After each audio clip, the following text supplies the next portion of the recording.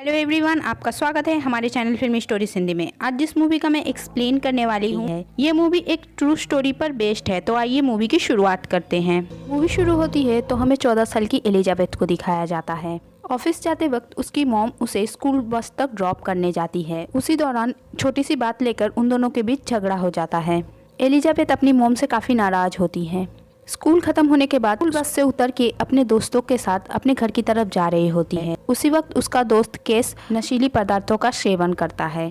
घर वालों को पता न चले इसलिए केस एलिजाबेथ के बैग में नशे का सामान रख देता है।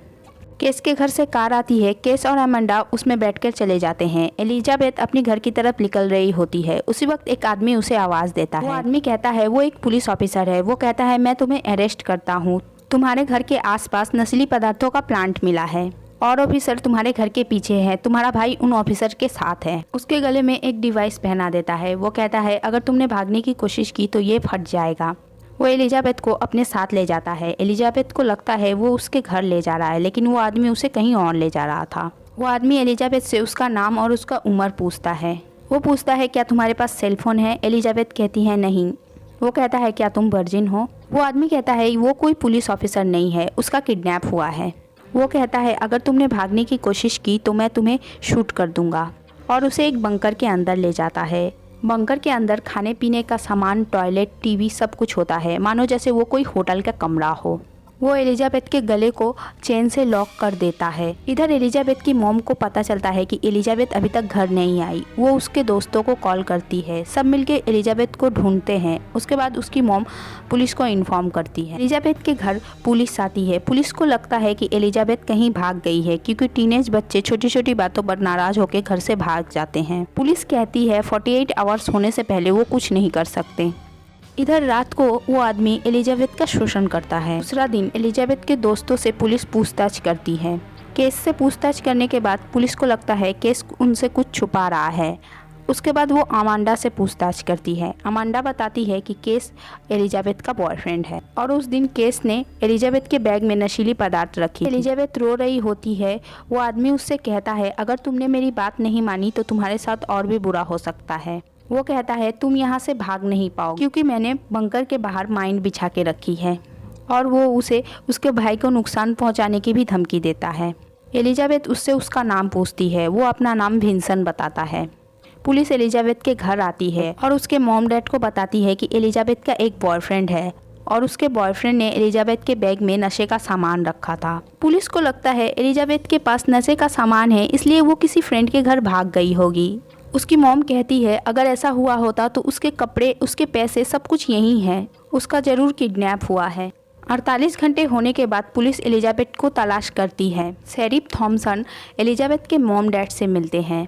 एलिजाबेथ की मॉम कहती है, आपने एम्बर अलर्ट लगाया? एम्बर अलर्ट यानी बच्चों के किडनैप होने की आपातकालीन चेतावनी। शेरिफ कहता है, नहीं, उसके पास कोई सबूत नहीं है कि एलिजाबेथ का किडनैप हुआ है। शेरिफ कहता है कि वो एलिजाबेथ की न्यूज़ को मीडिया तक पहुंचा देंगे।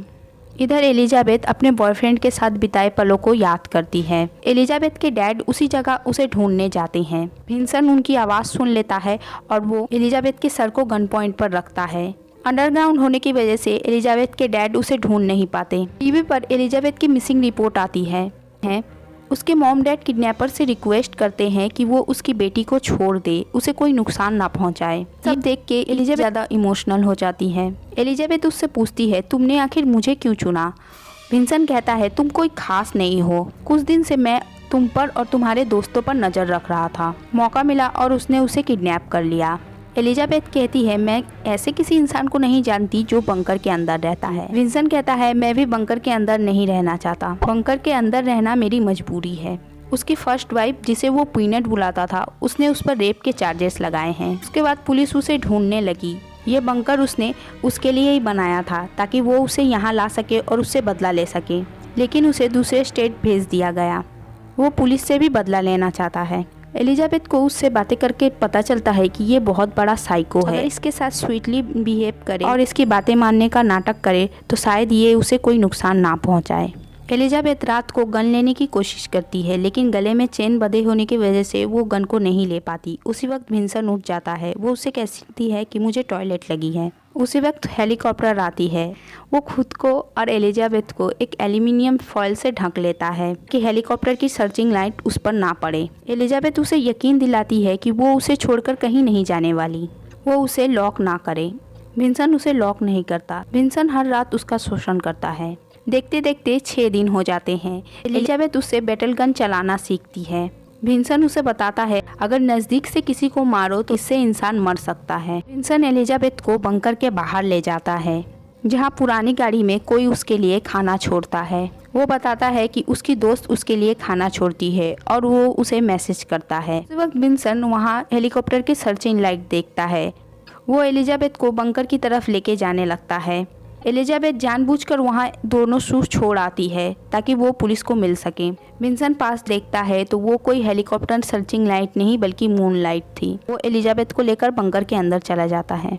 रात को विंसन सोया होता है तब एलिजाबेथ उसका सेलफोन ले लेती है और अपने मॉम को मैसेज करती है। उसका किडनैप हुआ है और वो एक बंकर के अंदर है, बंकर के बाहर जहाँ माइंड बिछाया हुआ है। उसके बाद वो मैसेज डिलीट करके उसका सेलफोन रख देती है और बैटल गन निकाल के उसे शूट करने जाती है, लेकिन उसका ट्रिगर जाम होता है। कोई सबूत ना मिलने पर पुलिस सर्चिंग का काम बंद कर देती है। इधर वो मैसेज एलिजाबेथ के मॉम को मिलता है। सुबह विंसन देखता है कि उसके गन का ट्रिगर जाम है। वो एलिजाबेथ से पूछता है तुमने इसका इस्तेमाल किया? एलिजाबेथ कहती है नहीं। वो उसे विश्वास दिला देती है कि वो झूठ नहीं कह रही। एलिजाबेथ के मॉम डैड पुलिस को इन्फॉर्म करते हैं। एलिजाबेथ की मॉम उस नंबर पर कॉल करने वाली होती है, लेकिन शेरिफ उसे रोक लेता है। वो कहता है अगर ये नंबर किडनैपर का हुआ तो वो खतरे में पड़ सकती है।